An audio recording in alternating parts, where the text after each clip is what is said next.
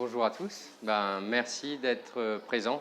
Déjà, je vois que la parité n'est pas respectée par contre. Il y a beaucoup plus de filles que de garçons, mais c'est assez extraordinaire parce que normalement, malheureusement dans la vraie vie, c'est l'inverse. C'est-à-dire, moi dans mon école d'ingénieur, il y avait pour une classe de 100 élèves, il y avait 15 filles. Donc c'était assez triste, mais du coup, ça fait vraiment plaisir de vous voir là. Présentation, en fait, un institut ingénieur en IA, donc ingénieur en intelligence artificielle. Et pour ajouter une note comique, j'ai mis la personne qui code ton fil d'actu TikTok. TikTok, comme vous connaissez tous, évidemment. Donc, au sommaire, rapidement, je vais me présenter. Ensuite, je vais expliquer un peu qu'est-ce que c'est l'intelligence artificielle. Et ensuite, je vais parler du métier de l'ingénieur IA pour que vous sachiez un peu qu'est-ce que c'est et si jamais ça peut vous intéresser par la suite quand vous allez intégrer le lycée, etc. pour l'orientation. Et enfin, je vais parler un peu des enjeux éthiques par rapport à ça et je vais conclure. Qui je suis ? Moi, je suis un ancien élève de l'École du Nord de 2003 à 2012, je crois, si je ne me trompe pas. Je suis ingénieur diplômé de l'ISEP, donc c'est l'Institut supérieur d'électronique de Paris. Donc je suis diplômé en sciences des données, en fait, donc en intelligence artificielle. Je suis ancien assistant-chercheur en fait, à Stanford University en Californie. Et là, maintenant, je crée une entreprise à Maurice qui s'appelle Sakai et qui a pour objectif de... En fait, c'est la première start-up d'intelligence artificielle à Maurice, en fait. Et donc, qu'est-ce que l'intelligence artificielle? Et donc là, maintenant, je vous pose la question.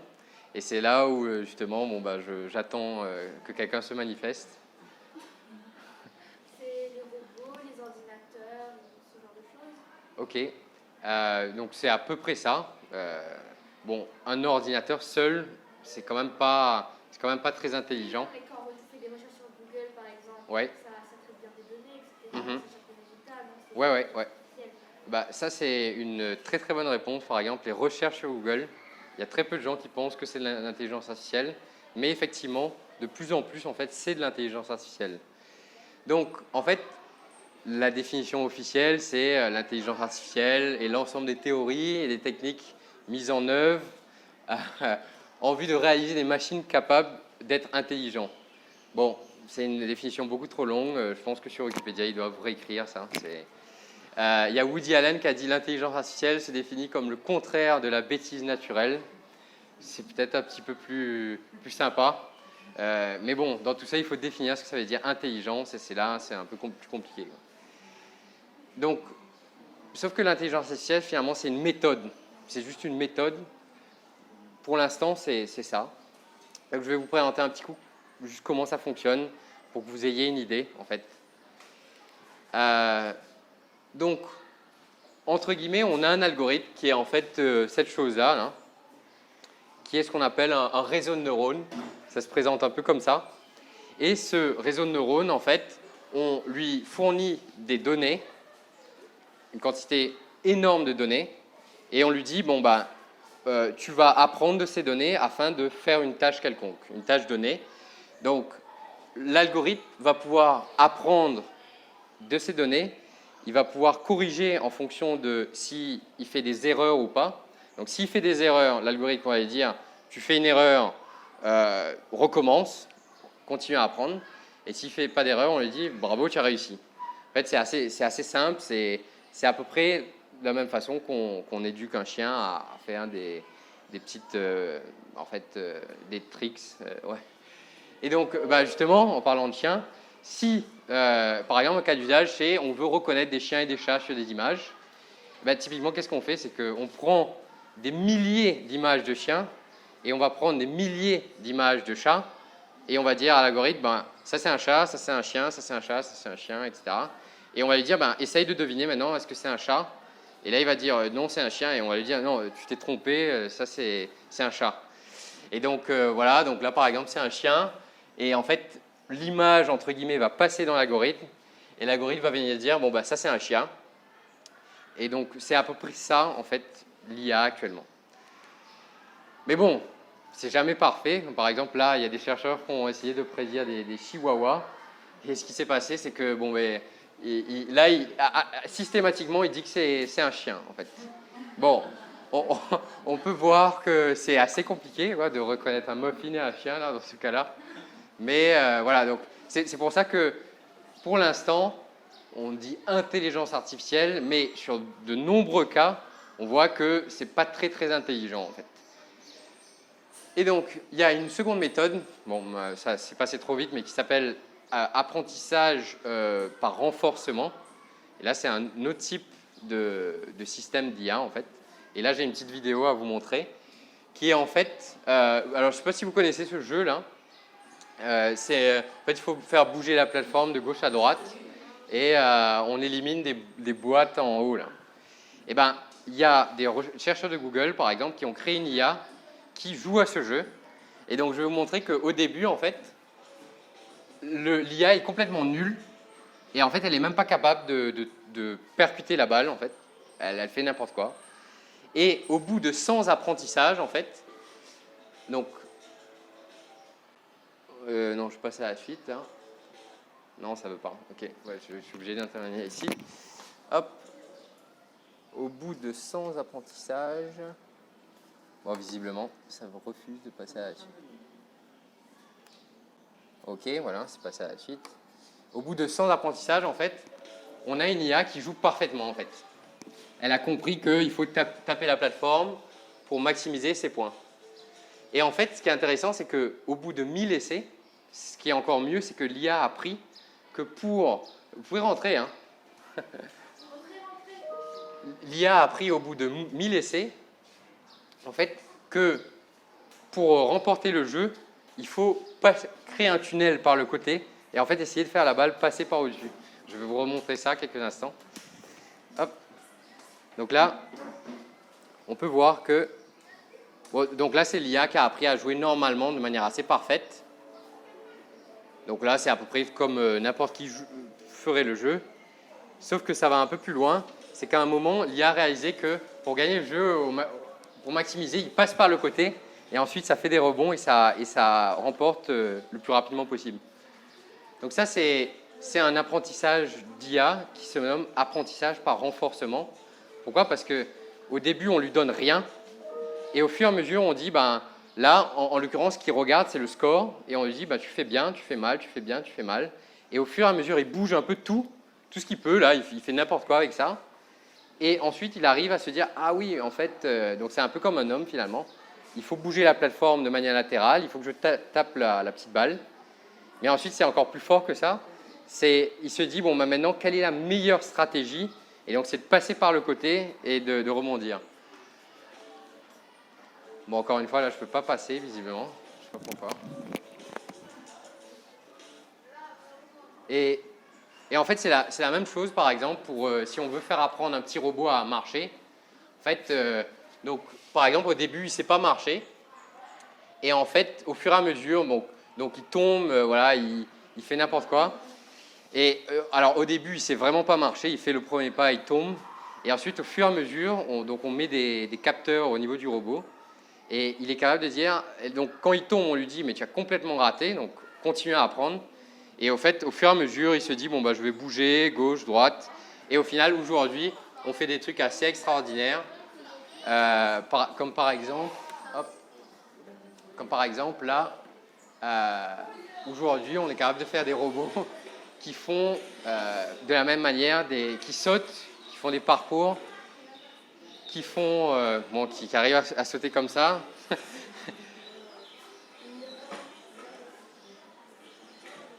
Et même à faire un backflip. Et donc, là, on peut voir, bon, c'est assez remarquable. Donc ça c'était en 2012. Donc, on savait faire un robot marcher en 2012. Et en 2017, on est capable de faire un robot faire un backflip. Donc, ça va très, très vite, en fait. Et là, juste pour vous montrer, le même procédé. Donc là, au début, donc, il fait son backflip. Bon, il est un peu instable, il bouge et il se recorrige. Donc, il a appris à se recorriger. Mais à un moment, il montre aussi voilà, que, en fait, il a fait ça peut-être 100 fois avant de réussir en fait, à faire ça. Et finalement, bah, si nous, humains, on essaye de faire ça, bah, ça va être un peu la même chose. Ce qui est un peu dommage, c'est qu'on peut se casser une clavicule. Voilà. Et donc ça, c'est un second type d'IA qui s'appelle apprentissage par renforcement. Et donc, juste pour faire une histoire, pour vous montrer à quel point ça s'est allé vite en fait. C'est en 1956, il y a un gars qui a utilisé le terme intelligence artificielle pour la première fois. Donc, on n'avait jamais entendu parler de ça. Bon, c'était la naissance des ordinateurs. Hein, donc, en 1966, il y a le premier chatbot qui est apparu. Donc, un chatbot, c'est un peu comme Siri. Là, vous voyez, tu poses des questions, ça te répond. Et en 1997, le champion d'échecs a été battu par Deep Blue, qui est en fait une solution d'IBM. Et jusqu'alors, il n'y a plus aucun humain qui est capable de battre Deep Blue aux échecs. Et en 2016, et c'est là où c'est la révolution, et c'est pour ça qu'on en parle autant maintenant, et c'est pour ça que je viens vous en parler, c'est qu'il y a un jeu en fait qui s'appelle Go. C'est un jeu qui est plutôt asiatique, on va dire, donc c'est joué majoritairement en Asie, qui a été catégorisé le jeu le plus compliqué de l'histoire de l'humanité. En fait, c'est le jeu le plus compliqué. Et en 2016, il y a Google qui a réussi à battre le champion du monde de Go 4-1. Donc, et du coup, là, ça a été un peu une révélation pour tout le monde de dire « Ah, enfin, on a quelque chose qui est capable de faire des choses extraordinaires. » Sachant que avant, en fait, en 1997, ce qu'on faisait, c'est qu'aux échecs, on disait si tu fais tel mouvement, tu peux. En fait, on programmait à la main, on disait si tu fais ça, fais ça, fais ça, fais ça. Et donc, ça, en fait, ça marche quand il y a un nombre limité de possibilités. Mais sauf qu'au Go, je crois qu'il y a 15 000 milliards de possibilités, donc c'est impossible. Et là, en fait, il faut vraiment être stratégique, il faut raisonner comme un homme, en fait, pour faire des mouvements dans le jeu, quoi. Alors, quels sont... Bon, la détection des chiens, les robots et tout, c'est intéressant. Mais il y a d'autres applications, en fait, qui sont un peu plus terre à terre, je dois dire, qui sont un peu plus pertinentes, comme par exemple donc en médecine. Donc là, il y a 2 semaines, il y a Google, encore une fois, parce que Google est très très fort. Ils ont réussi à résoudre un problème qui date de 50 ans, qui est un problème de chimie, en fait. C'est un problème qui s'appelle le problème de repli des protéines. Bon, je n'explique pas ce que c'est, mais en fait, il y a le chercheur, il y a 2 semaines, qui était dans le jury du concours pour dire est-ce que l'IA a réussi, qui a dit c'est pas possible, c'est pas possible, ils ont dû tricher quelque part. Et lui, il avait un laboratoire en fait qui depuis 10 ans travaillait sur ce problème. Et ils ont donné la protéine à l'IA et en 30 minutes, elle a résolu le problème qu'ils avaient pris 10 ans à résoudre. Ensuite, une autre application, c'est par exemple la détection des cancers. Hop, on met une radio. On met une radio et là, automatiquement, l'IA dit « Ah, il y a un cancer là », par exemple. Et en fait, ça a été prouvé plus efficace aussi que des radiologues. Bon, il y a d'autres applications pour, par exemple, la détection des fraudes bancaires. Une autre application, c'est évidemment la voiture autonome. Donc, je pense que nous, dans les 10 à 15 prochaines années, en fait, on va avoir des voitures autonomes, c'est certain, à ce stade, je pense. Donc là, par exemple, un exemple d'algorithme d'IA qui, sur le chemin, détecte tout. Donc, on est obligé de faire ça, en fait, pour faire conduire une voiture. Donc, voilà. Donc, évidemment, là, il détecte les personnes. Là, il y a une personne qui passe. Hop. Voilà, donc ça, c'est encore un autre type d'application. Et en fait, donc, qu'est-ce que c'est l'ingénieur IA, finalement ? C'est un peu le gars qui... enfin non, je ne vais pas dire le gars, je vais dire la personne, pardon, excusez-moi, qui, en fait, fabrique ces algorithmes et entraîne, en fait, ces algorithmes. Et donc, entre guillemets, le terme ingénieur IA, il ne s'utilise pas. Si vous allez chercher sur Google ingénieur IA, vous allez trouver des trucs, mais quand vous allez vouloir vous orienter, ça n'existe pas vraiment dans la profession. On appelle ça en fait ingénieur en apprentissage automatique, voilà, ou en machine learning. Il y a aussi d'autres disciplines comme ingénieur en sciences des données ou ingénieur ingénieur analyste des données. Et donc, finalement, quelles sont les compétences à avoir pour faire ça? Bah déjà, des compétences en computer science, donc en informatique, donc en programmation. Donc, vous avez tous commencé à peu près à faire un petit peu de programmation, si je ne me trompe pas. Voilà, en maths notamment. Donc, ça va être jamais beaucoup plus compliqué que ce qu'on va vous montrer ici, même au collège, je pense. C'est toujours, on vous montre un concept, c'est un peu compliqué, et ça devient moyennement plus compliqué, mais pas énormément plus compliqué. Et ça, il y a un langage de programmation qui est vraiment, si vous voulez en apprendre un, là, c'est le Python, ça s'appelle. Vous pourrez voir. Bon, des compétences. Ah. Ok, donc au lycée, bah, vous allez faire ça. Compétences en mathématiques, et c'est là où justement il y a une prof de maths dans la salle. En fait, ces modèles-là, c'est basé sur des probabilités, des statistiques. Et donc, vous avez vu tout à l'heure que ça nous a renvoyé des chihuahuas et des muffins. En fait, ça nous a envoyé des muffins à la place des chihuahuas. Et donc ça, on peut voir dans l'algorithme qu'il fait une prédiction, mais sa prédiction, en fait, a une incertitude. Et donc, quand on maîtrise les statistiques, on dit, bah, ça, en fait, c'est une mauvaise prédiction. Voilà. Et ensuite, ça demande aussi des compétences en communication et résolution de problèmes. Pourquoi? Parce que l'ingénierie IA et tout, c'est bien beau, mais en fait, la société, on a des problèmes qui sont très durs et qui concernent plein de domaines, par exemple la médecine. Et donc, il faut être capable de communiquer, en fait, avec des médecins, même des dirigeants d'entreprise, etc., pour vraiment comprendre le problème. Et nous, ensuite, on va venir dire, par rapport à ce problème, on essaie de trouver une solution. Et enfin, donc j'avais commencé la présentation pour dire TikTok. En fait, pourquoi je parle de TikTok dans la présentation? C'est parce que, je ne sais pas si vous savez, déjà, qui utilise TikTok ici? Ok, donc ouais, la majorité, visiblement. Sur le fil de TikTok, en fait, il y a des vidéos qui défilent, on est d'accord. En fait, je ne sais pas si vous avez remarqué, mais c'est extrêmement addictif. Vous êtes capable de rester des heures, des heures et des heures là-dessus.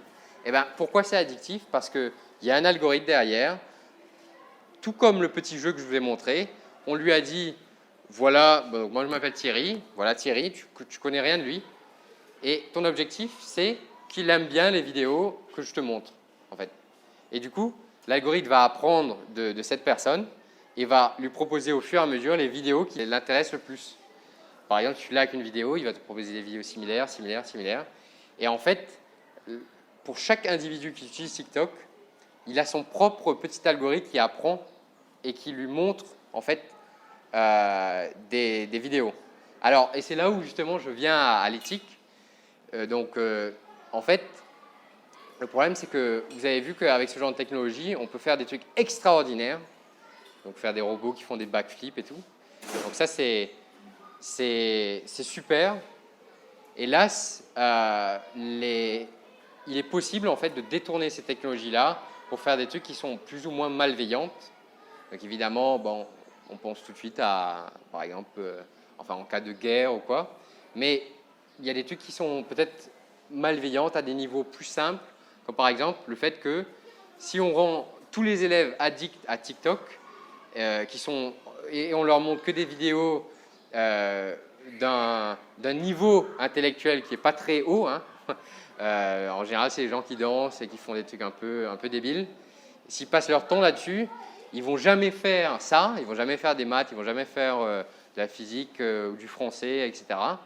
Et ils vont être complètement déphasés par rapport au monde qui est en train de se créer autour d'eux.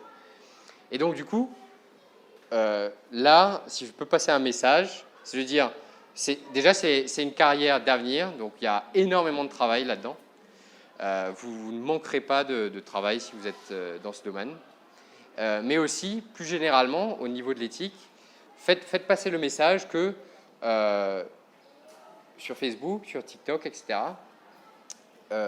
ces algorithmes sont faits pour vous distraire et faits pour vous garder le plus longtemps sur la plateforme. Et il faut être conscient de ça, il faut en parler, et qu'entre vous, vous trouviez des stratégies pour en fait, essayer de passer outre. Voilà. Et donc, je vous remercie. Et maintenant, est-ce qu'il y a des questions? Donc là, je vais remettre encore Mr Bean. Hop. Voilà. Comment est-ce que l'intelligence artificielle fait pour apprendre toute seule? Oui, alors justement là, tu as vu qu'on donne des données, chat, chien, donc là, entre guillemets, il n'apprend pas tout seul.